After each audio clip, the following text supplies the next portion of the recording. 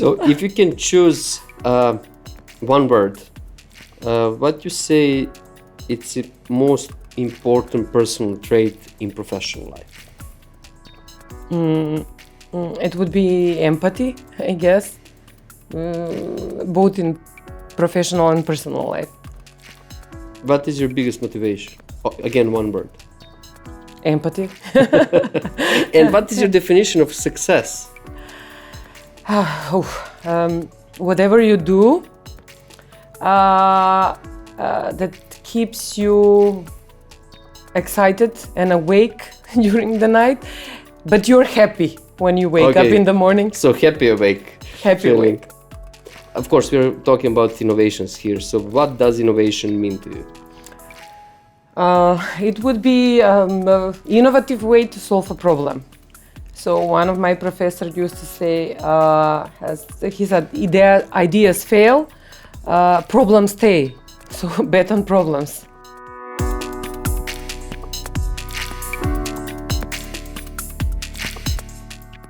This is Chair, place where we discuss innovations. And we talk about innovations here, and this is usually connected on the one side of the spectrum with startups and on the other one with big corporations, big tech giants. But our innovation, like specifically their turf. When there is a talk about government, on the other hand, in most cases, first association is bureaucracy. What happened in recent years is that leadership of some countries understood that nation prosperity can be defined in different ways.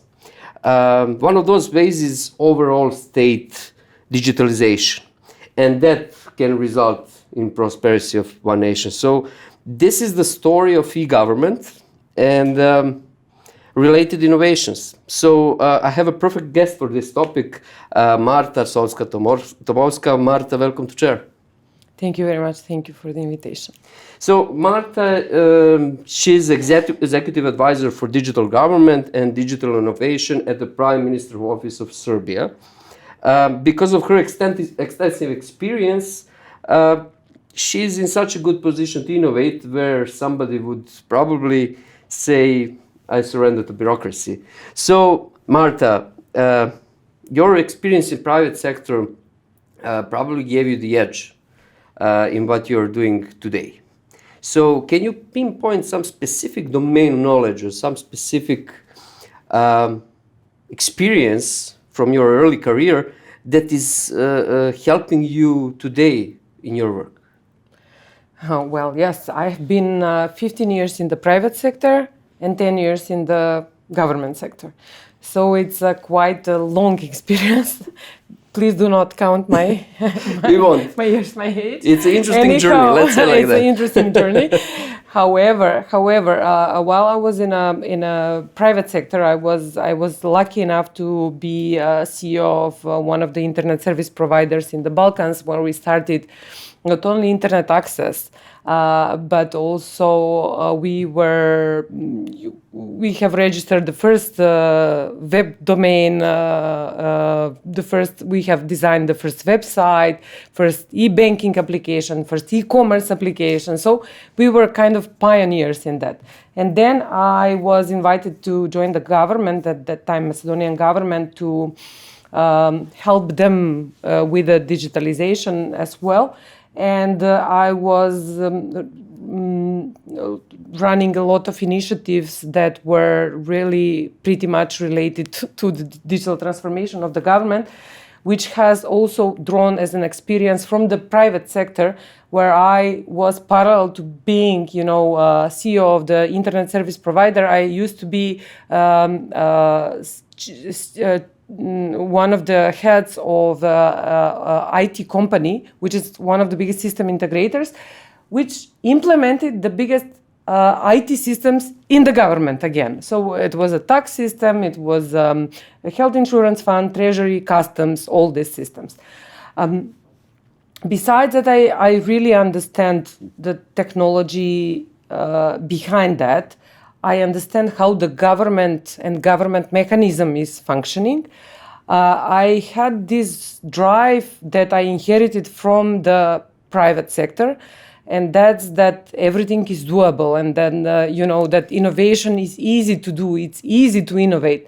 In core, right? In the core, yeah. What would I am always quoting Kundera. He would say this unbearable easiness of innovating, which is in Serbian nepodnošljiva lakoća inoviranja sad in my case.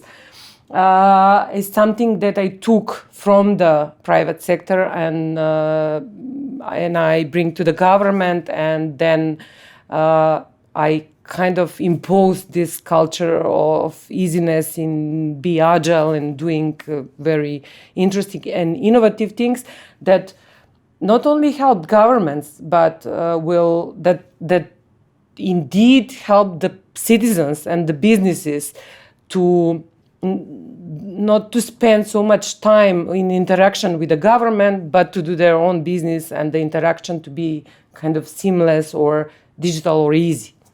Yeah, that's the idea. Like today, whenever somebody is starting business, they're trying to be focused on core of what they do, and you need to have a good ecosystem to support that.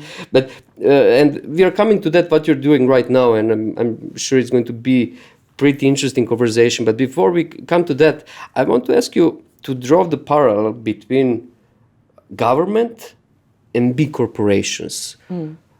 Is there any similarity or differences how they approach innovations from your perspective?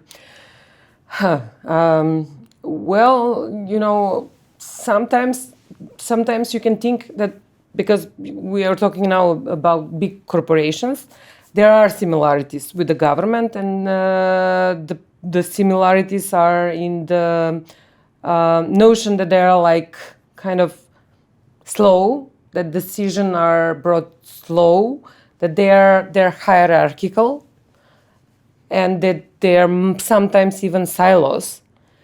But still, there are huge differences between them, and those differences are the status of the government, then the demonstration of power sometimes, Okay. Can you imagine a government building, which is a big building, scary by itself, and then are some civil servants there that are working from 8 to 2 to 3 or something, and then you have to ask them for some of your rights, and you have to be you have to kind of obey to certain rules. And if you think, this is what I always compare. So there is a galaxy, and in the old traditional government, there is a galaxy. In the center is the public servant or civil servant, and all the processes and services and citizens are orbiting around. They're accommodating, adjusting to the rules of the government. In the new age, with this, the rise of the modern technological companies, and with the rise of the technology overall, and with the putting of the focus on the customer experience and the customer, we have to change this notion, and we have to put, even in the governments, we have to put citizens in the center, and then processes and services and civil servants orbiting around. So that's one difference. Second difference is the rules. Everything is codified in the government. So even how the civil servants are acting, how there are codexes of how they act in everyday life. There are procedures, strict procedures, and there is a procedure, for example, that you can apply for the permit, and then you can get the permit in 30 days. And they're like using that and waiting for the 30th day to give you the permit. So because everything is regulated, there's no so much freedom to be creative, to be innovative. Everything is written already. And of course, the most important difference for me, at least, is people. People that are working for companies and people that are working for the governments. Because when you're in the government, you can choose your team. But when you are in government, you can barely choose your team, because people that are employed, servants are employed, and they're permanent employees, they're tenured. And you cannot really, choose who are you working with. And if you're not able to do that, that is a huge problem, because, the mentality of the people cannot be easily changed. And when you say, there is a Pareto rule, that Pareto rule, like 80-20. And companies in the private sector, there are like 20% of the people doing 80% of the job. In the government, you have like 5% of the people doing 95% of the job. But these are extremely good people. In the government, there is a huge difference, because these people that are really good in the government cannot be compared with the private sector, because they have additional motivation to be good, and that's the public interest, the public call, serving their own country, and that's a greater goal. So this is kind of compensating, the problem with the people in the government. But basically, yes, there are few differences, and that is not the case when we compare, let's say, smaller companies or even startups with the government. That's totally different. And if we compare them, what's the biggest difference, and what is something that governments can use from the startup mentality? The regulation and the setup, everything is totally different. But I have to admit that what we have seen lately in the past 2 or 3 years, and it was related to the pandemics, that some governments starting to have all the characteristics of startups, which was really important. And Serbian government was one of them, definitely. So, when you have a problem, and it's a really huge problem, and it's a pain, and you have to be fast and quick, and you have to be very agile in finding a solution. You organize differently. So, small teams, very agile teams, there is no territorial, communication, interdisciplinary teams, no lengthy reports, 100-page reports, but you have to, bring the decision quick. Everybody is involved. They're like not only civil servants, but you have all their chiefs, their bosses, even ministers, even prime ministers, presidents in the teams working together. This team spirit, we done great job, and this is something that motivates everyone. And then when somebody in a government now setting said, well, yes, we can do this, somebody who is like, it's not the procedure, we are not used to do this, said, well, we can do this. So it's not the regulation, it is the culture.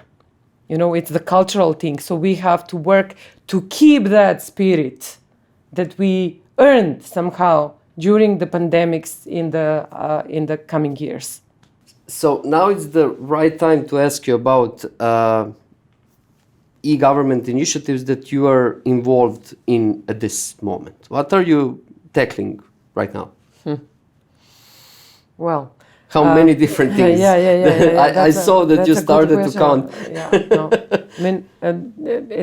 It's a very complicated puzzle. You have to take care of some preconditions, that there is enough digital access for the people, that they can access e-government services, that are digitally literate enough to use those government services.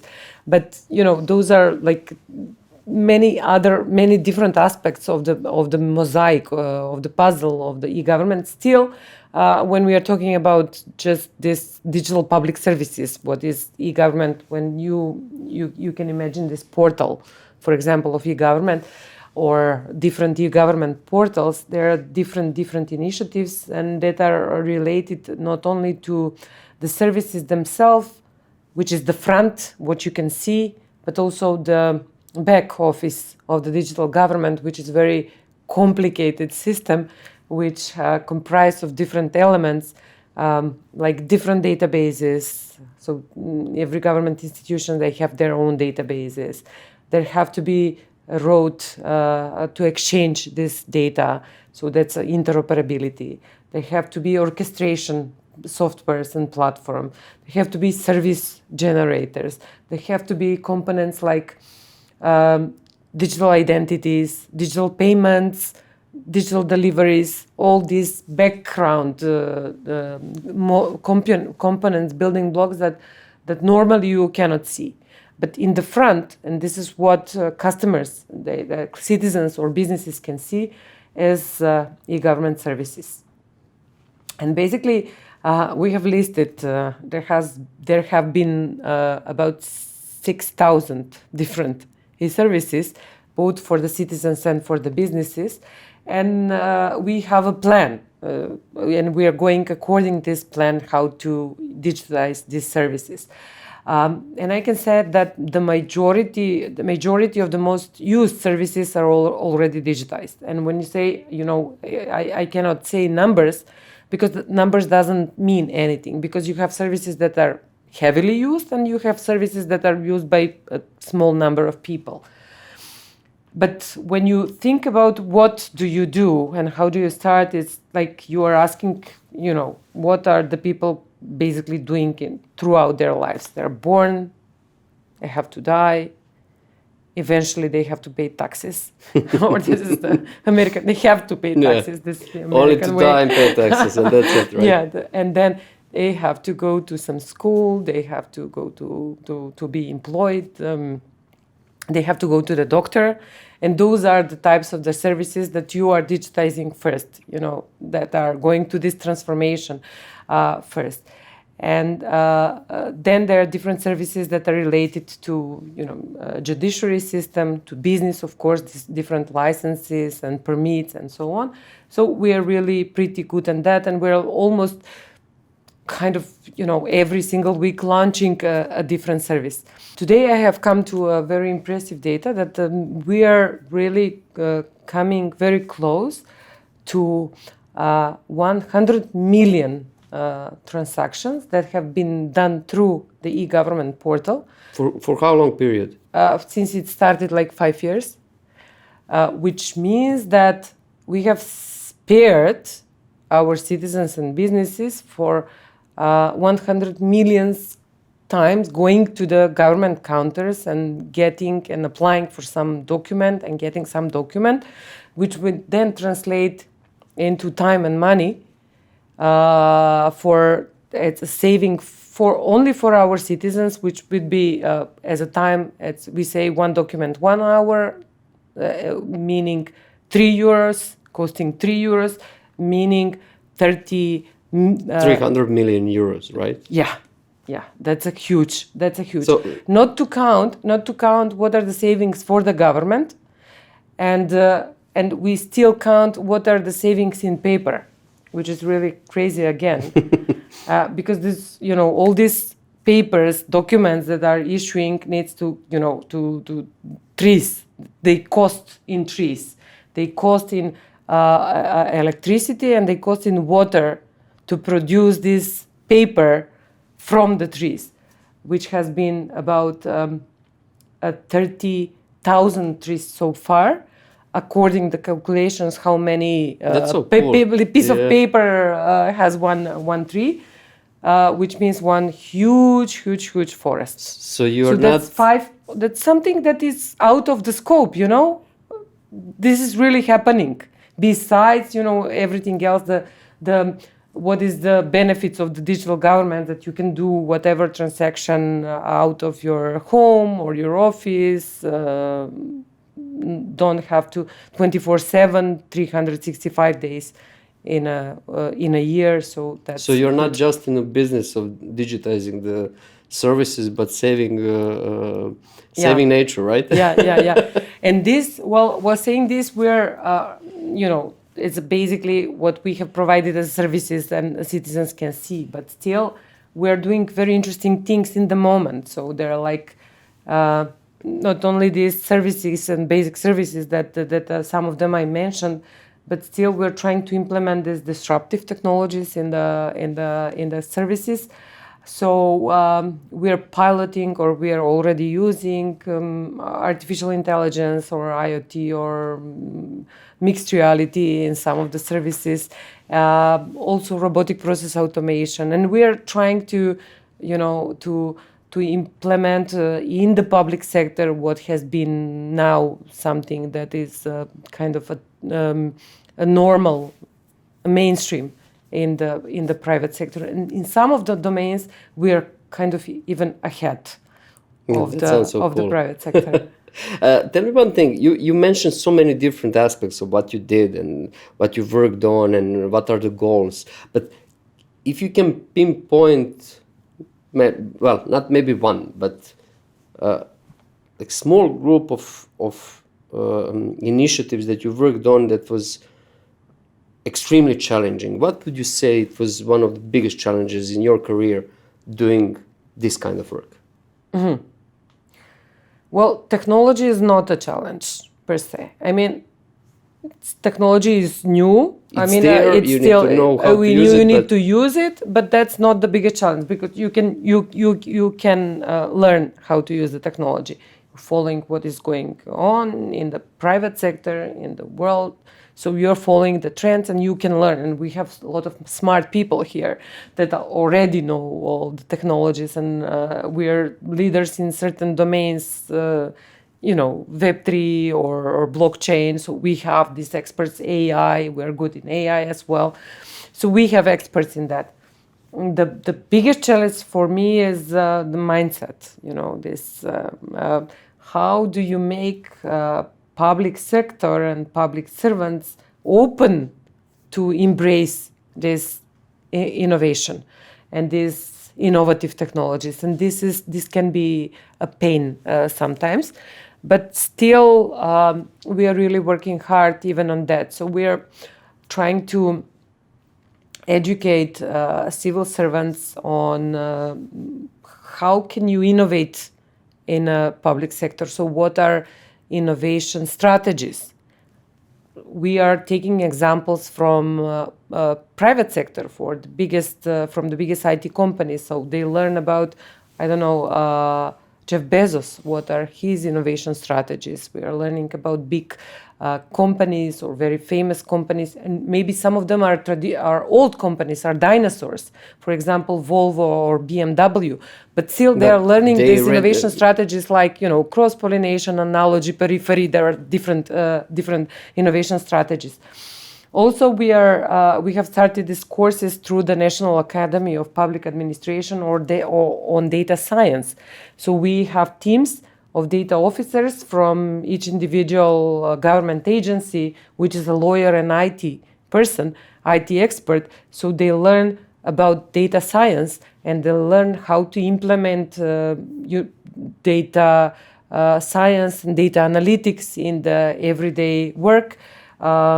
And how to, at the end, design data-driven policies, because the best policies are the ones that are driven on data, and they're not estimation or how some policy will affect certain category of the population. And then we are also having these courses on fourth industrial revolution. So this is impressive, really, and we are one of the first countries in the world that is teaching the public sector on the emerging technologies. So we have 7 modules, such as artificial intelligence and machine learning, IoT, blockchain, then virtual reality and augmented reality, then robots and drones and 3D printers and platform economy. So they better understand how the world is changing, so they can regulate. I've seen recently one video footage of police in some countries pulling self-driving autonomous car, and they don't know what to do with it. I saw it because it was driving without lights. It's crazy. Or then also what is at the Uber?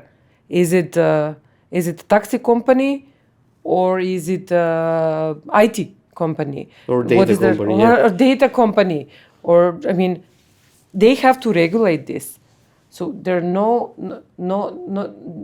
the benefit of having these trainings for the civil servants is not only how they can use these new technologies to improve their business, their working with the government, but also how to regulate the world that is with all the changes that are happening now. You mentioned so many good examples, but I want to ask you about the example of, for a long time, it was best e-government in the world, right? It was Estonia. And they had a basically very good starting position, right? Because when Soviet Union collapsed, they didn't have any infrastructure. And that was the point when internet emerged, services emerged, and they decided to become completely digital, right? So they started fresh, started from the clean state.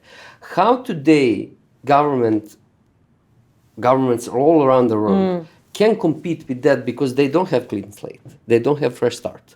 So how you can move fast and come to the position that they became leaders? Yeah. Well, Estonian case was one in the world, so there is no other case, and they even not only they started from a clean slate because they don't have the systems, and they had to build their own systems, and they were lucky because their president was an engineer, so his mind was working on that direction already. But they also, they're famous for terminating the contracts for everyone that worked in the public sector and hiring new people again, while testing them on their innovation capacity and how can they contribute. So the slate was really clean, and they have done amazing job. They have done and they are number one. They're not only e-government, they're e-Estonia, But in our case, we have started pretty late, let's say. It was just 2016-17 when Prime Minister Ana Brnabić said e-government or digital government is our number one priority, along with the economy, of course. And then there's huge effort put and very strong leadership, because digital transformation of a government is a leadership thing. If you don't have that, you don't have anything. You won't do it. You can have money, but if you don't have leadership and you don't have this vision, you can do it. Or maybe you can have leadership, but you don't have money, and leadership is about providing resources to do that. So we have been lucky enough to have this leadership, to have these resources, and we were really agile and fast. And we leapfrogged some of the stages that other countries were passing through. So now I can say that we are pretty good, one of the fastest government, and that can be shown in the example during the pandemics. With this vaccination, if you remember vaccination software, it was all over the news. Even it was all over the news globally. Global media outlets, Forbes was writing about what is the situation, the case of Serbia, because we have all the elements there for this vaccination software. We were quick enough to assemble basically the application. We were open enough to work with the IT sector and to ask them for support. And we were quick enough to work together and to deliver the solution in 15 days. And that was a very complicated solution. That wasn't an easy one. Even the idea was something, to pre-register for a vaccine. Nobody thought of that, because we started this while we didn't have the vaccines. We didn't have them really. So we said, okay, we're going to do the pre-registration. this was an element that we took from another service that we had, We had all the databases connected. We just set up the system, and we were able to know in the time when the vaccines, every single vaccines touched the ground of Serbia coming by plane, we know who will get this vaccine, where, and when. And we have a buffet of vaccines like no one in the world. We have 4 vaccines to to choose from, and they all have different ways, cold chains, how to keep them in. Someone on minus 70 degrees, someone were okay on the normal temperature. And in order to organize this delivery and supply and delivery chain, there have to be very smart rules and algorithms behind. And we did it just like this, because we have thought about, and we have built all the elements of the, let's say, e-government system, this interoperability registers, everything. We have been really fast and delivered one of the best solutions in the world. So this is, digital government is about the agility now. It's becoming the agility now. So, and most of the countries that have best results during the crisis, not only in the medical, let's say, results, but also in economy, were the ones that were quick enough, and digital enough. So last year we have one of the best GDP growth in Europe. This year, eventually, I don't know about the situation with the war now, but still there is a chance to do that. So that's the spirit, and that's the help of digitalization. So now we are coming to the future, and it's always interesting question, whatever is the topic of innovation that we are tackling, but especially with e-government, I presume it's very interesting topic to discuss future of e-government. What do you think it is? What you see it is, because I know that you're basically in the front line of what they're doing in the world and what you are doing here. Whenever you mention future, or anyone mentions future, I think of William Gibson, the father of the term cyberspace. He said the future is here, but is not well distributed. So, yeah, when we talk about e-government, I have to say that there was there is an evolution. Like in any other domain, there is evolution in e-government. It started by having analog government, through e-government, going to digital government, and smart government. So analog government, you understand what is analog government. We want to forget about it, right? E-government is still, people are usually mixing e-government with digital government. It's an improved, let's say, version of e-government, but majority of processes are digitized, and there is no application of, let's say, paper documents that you print, for example, something, print the application form, fill it, and send it by mail, by post, whatever. So that's kind of e-government. Still, people are confusing. And then we'll have digital government, which is the stage we are in, and starting towards smart government, which can be also said as a invisible government or seamless government, which is something that means that government is not going to be, something that will really use much of the people's life to interact with the government. Well, government will be more like with the 3 stages in the smart government, in the government. When you talk about sophistication of the services, you have reactive, proactive, and predictive services. So smart government is the one that provides predictive services, which means that when you apply for certain right, then you have the first time that you are eligible to drive. for example, then you're eligible to have a driving license, and I will come to the license itself later, that you are requesting the right to drive, basically, and you do that first time by interacting with the government, but the second time you're not doing this because the government knows that the expiration of your right to drive is 10 years, and when it's the last day of the 10th year, you are receiving at your home address information that you are entitled to drive another 10 years.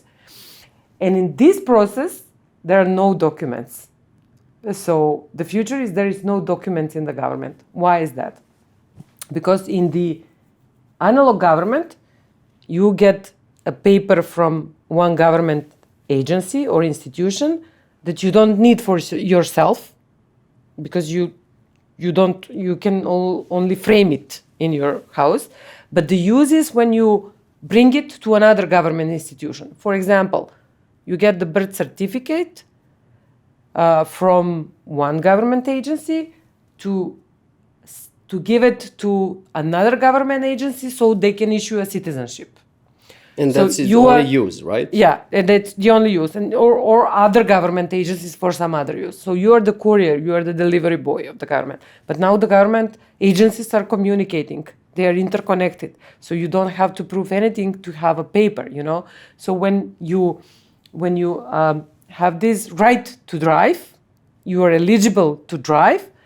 Then, when a policeman stops you, you don't need to show them your driving license, because they can check in the register by identifying yourself with your personal ID that you have the right to drive. So the notion of having paper documents in the government is something that will not exist in the future. So that's the main trends in the government, besides the trend about the customer services and how do you communicate with the government, not for documents, not for issuing documents or getting some services, permits, licenses, certificates, but to complain, to have communication with the government, is the metaverse now. So there are some governments, and I've seen some prototypes. I was lucky enough to see some of the prototypes of, let's say, of the UAE government, that they're having these real people in a metaverse setting, and that will be launched very soon. So they're, talking and having these complaints or exchanging information, whatever. Or maybe local government of Seoul. So it's a city, basically, city government. They have even built their own metaverse where the public officials are avatars and the communication is happening in the metaverse. So you have your, VR set and you're communicating like that. Or the city of Hong Kong is doing something similar. Or even what I said lately, there is a pilot going on in UAE now that still there's documents, because I was talking that in the future we are not going to have documents, but still they have documents, but they are delivering to you by drone. So the driving license is going to get to you and be delivered by drone. So these are some of the crazy things that are going on in the world. But anyhow, I mean, whatever happens in the business world, because on the bottom line, government services are services like any other service that you can receive from the private sector, from the business sector. Bottom line is the same. Bottom line is the same thing.